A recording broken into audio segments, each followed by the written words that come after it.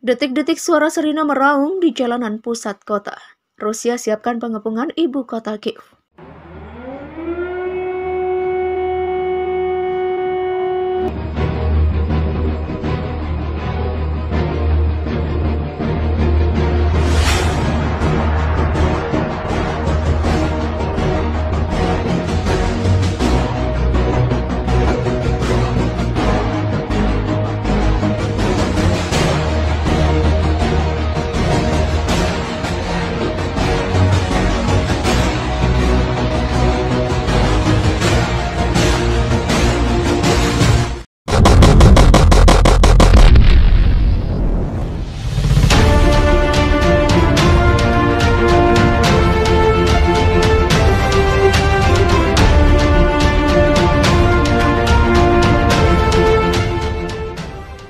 Pasukan Rusia diperkirakan menyiapkan pengepungan ibu kota Kiev dalam beberapa hari mendatang dan dapat menjadi lebih agresif karena frustasi dengan kemajuan lambat mereka di ibu kota Ukraina.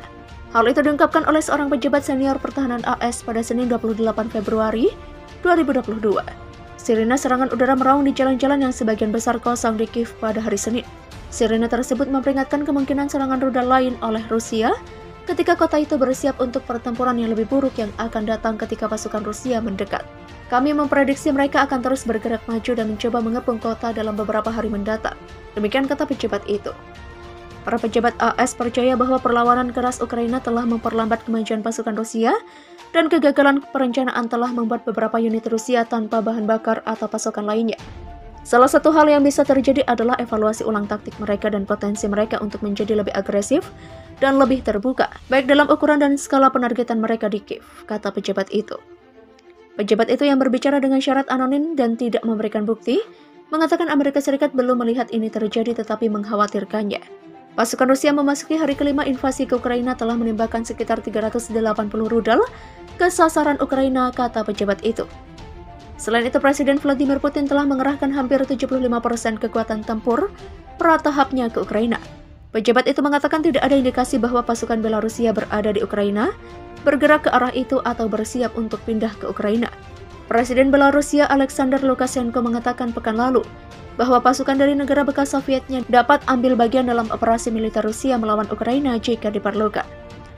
Pejabat itu menambahkan Amerika Serikat telah melihat beberapa sinyal bahwa kontraktor militer swasta dari grup Wagner dapat terlibat di Ukraina untuk mendukung pasukan Rusia. Uni Eropa telah menjatuhkan sanksi pada grup Wagner, menuduhnya melakukan operasi klandestin untuk Kremlin. Putin telah mengatakan sebelumnya bahwa kelompok itu tidak mewakili negara Rusia, tetapi kontraktor militer swasta memiliki hak untuk bekerja dimanapun di dunia selama mereka tidak melanggar hukum Rusia. Lagi, Rusia kembali serang kota terbesar kedua di Ukraina. Akibat serangan ini, perang antara Rusia dan Ukraina semakin memanas. Rusia pada Senin 28 Februari 2022 baru saja melancarkan serangan di kota terbesar kedua Ukraina, Kharkiv. Akibat serangan ini, Moskow pun menghadapi isolasi internasional guna menyelesaikan konflik dan gagal dalam membuat terobosan. Berdasarkan informasi dari pejabat Ukraina, serangan Rusia ini telah menewaskan warga sipil dan juga anak-anak. Gejolak ekonomi pun dialami Rusia usai negara barat mengecam serangan terhadap Ukraina.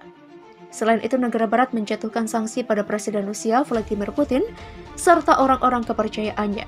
Sementara itu, akibat serangan ini, Uni Eropa memberlakukan sanksi baru pada oligarki dan pejabat Rusia, terutama untuk beberapa anggota yang mendesak blok tersebut untuk memulai pembicaraan tentang aksesi Ukraina. Presiden Volodymyr Zelensky menandatangani surat yang secara resmi meminta keanggotaan UE, sebuah pernyataan tegas tentang komitmen terhadap nilai-nilai Barat. Tetapi Putin tidak menunjukkan tanda-tanda mempertimbangkan kembali invasi yang dia lakukan terhadap tetangga Rusia pada Kamis lalu, dalam upaya untuk menariknya kembali ke bawah pengaruh Moskow dan menggambar ulang peta keamanan Eropa.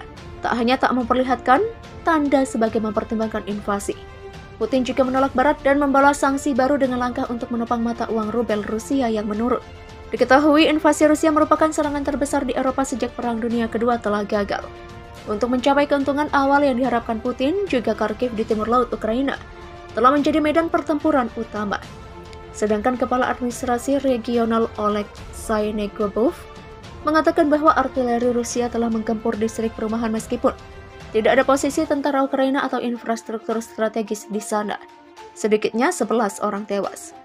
Ini terjadi pada siang hari ketika orang-orang keluar ke apotek untuk membeli bahan makanan atau untuk air minum. Itu kejahatan, kata Sedangkan Kepala Administrasi Regional Oleg Saynegubov dikutip dari Pikiran Rakyat. Tak hanya Kepala Administrasi Regional Oleg Saynegubov yang memberikan laporan terkait serangan tersebut.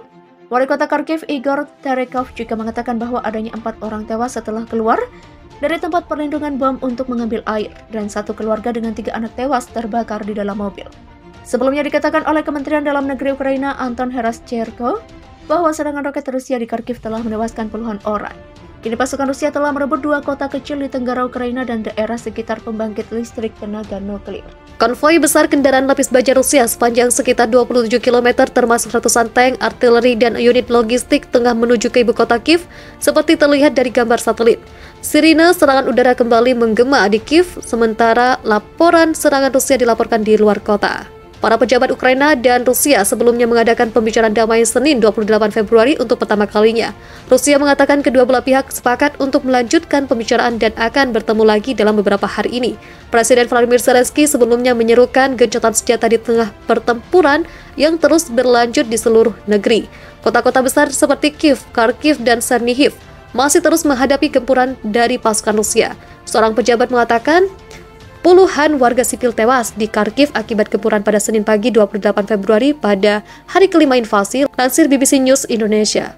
Sementara itu, PBB mengatakan lebih dari 1,5 juta orang melarikan diri dari perang di Ukraina sejauh ini. Presiden Zelensky mengatakan 24 jam ke depan, hari kelima invasi Rusia, akan sangat penting bagi Ukraina. Tinggalkan senjata Anda, angkat kaki dari sini, jangan percaya pada para komandan Anda.